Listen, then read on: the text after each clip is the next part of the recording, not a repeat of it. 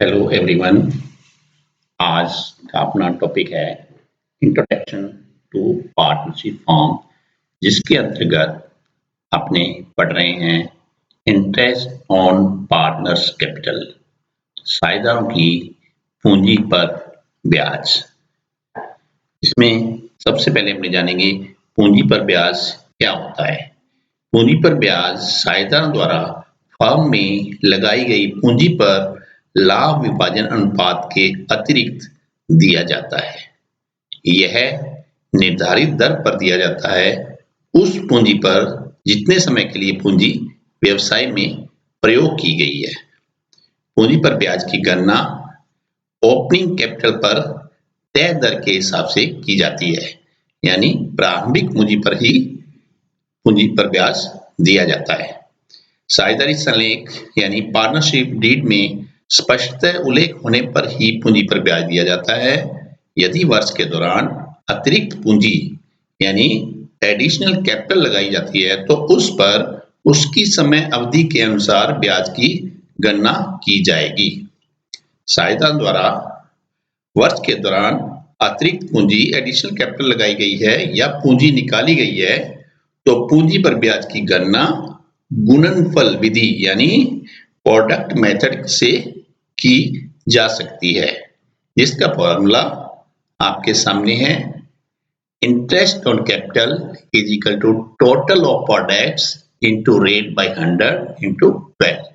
पूंजी पर ब्याज बराबर गुणनफलों का योग इंटू दर डिवाइड बाई 100 इंटू 12।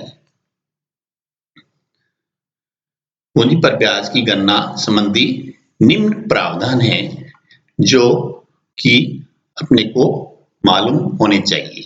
सबसे पहले, अगर साझेदारी संलेख में पूंजी पर ब्याज देने के बारे में कोई भी उल्लेख न हो, अगर साझेदारी संलेख में पार्टनरशिप डीड में इंटरेस्ट ऑन कैपिटल के बारे में कुछ भी मेंशन न हो, तो उस दशा में पूंजी पर कोई ब्याज नहीं दिया जाएगा।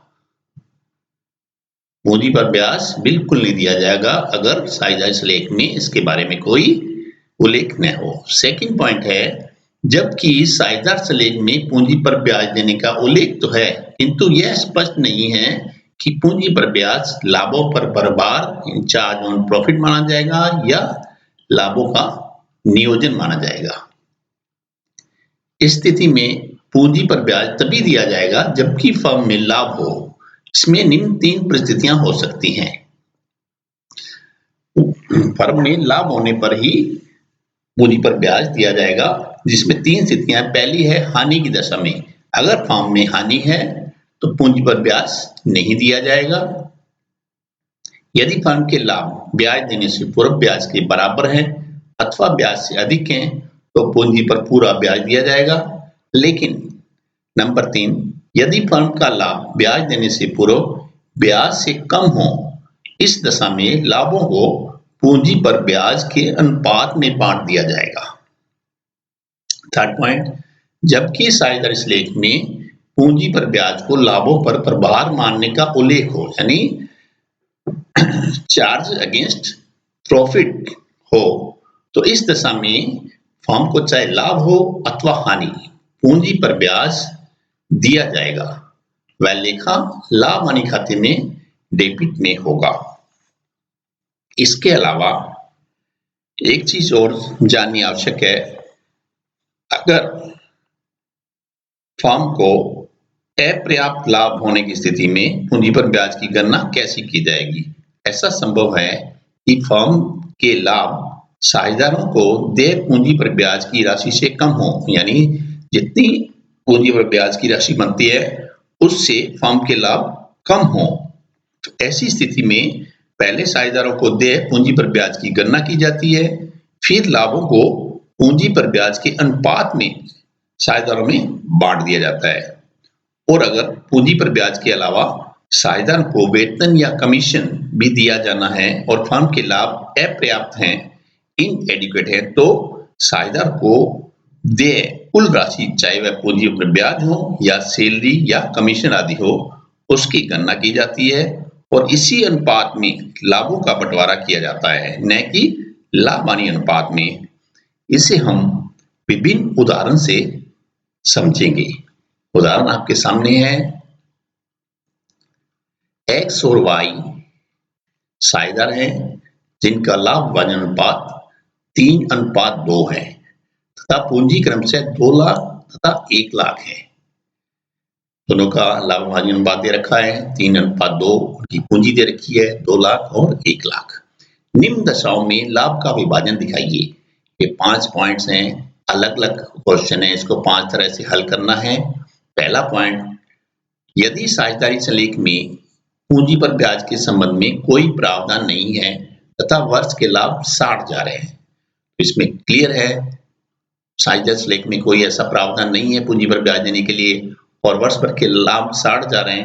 इस 60,000 को 3:2 में बांट दिया जाएगा, जो कि इस प्रकार है।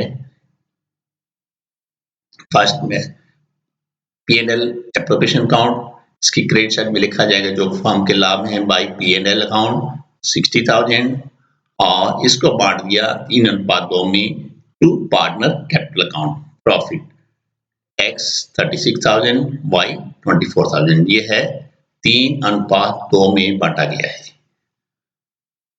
सेकंड पॉइंट, यदि साझेदारी संलेख में पूंजी पर ब्याज के लिए 10% प्रति वर्ष का प्रावधान है तथा वर्ष की हानि 60,000 है। इसमें फर्म को हानि है 60,000 और पूंजी पर ब्याज जो है 10% प्रति वर्ष का प्रावधान है। जैसा कि आपको ऊपर तालिका में बताया गया है, हानि होने की स्थिति में पूंजी पर ब्याज नहीं दिया जाता, हानि को ही बांट दिया जाएगा और अनुपात वही रहेगा 3:2 में हानि को बांटा जाएगा, जो कि निम्न प्रकार है। ये हानि है टू P&L अकाउंट लॉस 60,000 और इसको बांटा जाएगा bye partners capital account X and Y। अनुपात रहेगा 3:2 में इसको बांटा गया है और इंटरेस्ट ऑन कैपिटल नहीं दिया जाएगा क्योंकि ऑलरेडी फर्म में लॉस है। थर्ड पॉइंट, तीसरी दशा जो है इसमें वो ये है, यदि साझेदारी संलेख में पूंजी पर ब्याज के लिए 10% प्रति वर्ष का प्रावधान है तथा वर्ष के लाभ 60,000 हैं। ऐसी स्थिति में यहाँ फर्म के लाभ हैं 60,000 और 10% उनको पूंजी पर ब्याज देना है। टोटल पूंजी है 3 लाख और 10% जो ब्याज बनता है वो बनता है 30,000 का। 20,000 X को, 10,000 Y को। लाभ अपने पास पर्याप्त मात्रा में है, तो इसका बंटवारा कैसे किया जाएगा देखिए। थर्ड,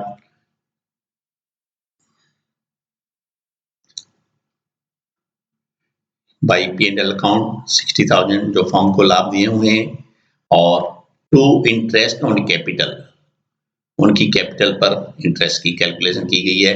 X के लिए 2 लाख की पूंजी है, उसका 10% 20,000, Y की 1 लाख पूंजी है, उसका जो है 10% 10,000, टोटल 30,000 इंटरेस्ट ऑन कैपिटल हुआ। प्रॉफिट था 60,000, बाकी रह गया 30,000। 30,000 को बांट दिया जाएगा और उनके प्रॉफिट शेयरिंग रेशो में, जो कि 3:2 दे रखा है। 30,000 को 3:2 में बांटने पर आएगा 18,000 और 12,000। नेक्स्ट पॉइंट, फोर्थ पॉइंट, यदि साझेदारी संलेख में पूंजी पर ब्याज के लिए 10% प्रति वर्ष का प्रावधान है तथा वर्ष के लाभ 18,000 है। यहाँ फर्म में लाभ है 18,000 और पूंजी पर ब्याज देना है 10%, जो कि आपने कैलकुलेट किया था वो बनता है 30,000, क्योंकि पूंजी X की है 2 लाख और Y की है 1 लाख। टोटल पूंजी पर ब्याज बना 30,000 जबकि लाभ केवल 18,000 है। इसका मतलब अपर्याप्त लाभ है, तो इस लाभ को अपर्याप्त होने की वजह से उनके पूंजी पर ब्याज के अनुपात में बांटा जाएगा। लाभों को पूंजी पर ब्याज के अनुपात में बांटा जाएगा। पूंजी पर ब्याज का अनुपात क्या बनेगा? 2:1, क्योंकि इसका बनता है 20,000, इसका बनता है 10,000, अनुपात होगा 2:1। 18,000 को 2:1 में बांट दिया जाएगा, जो कि आएगा 12,000 और 6,000। और पॉइंट देखेंगे, बाय P&L अकाउंट 18,000 पे रखा है, इसको बांट दिया 18,000 को 2:1 में, 2/3, 1/3, X को मिलेगा 12,000 और Y को मिलेगा 6,000। नोट दे रखा है, कुल लाभ को साझेदारों के मध्य देय ब्याज के अनुपात में बांटा गया है। नेक्स्ट पॉइंट, फिफ्थ पॉइंट, यदि साझेदारी लेख में पूंजी पर ब्याज के लिए 10% प्रतिवर्ष का प्रावधान है तथा वर्ष के लाभ 18,000 है।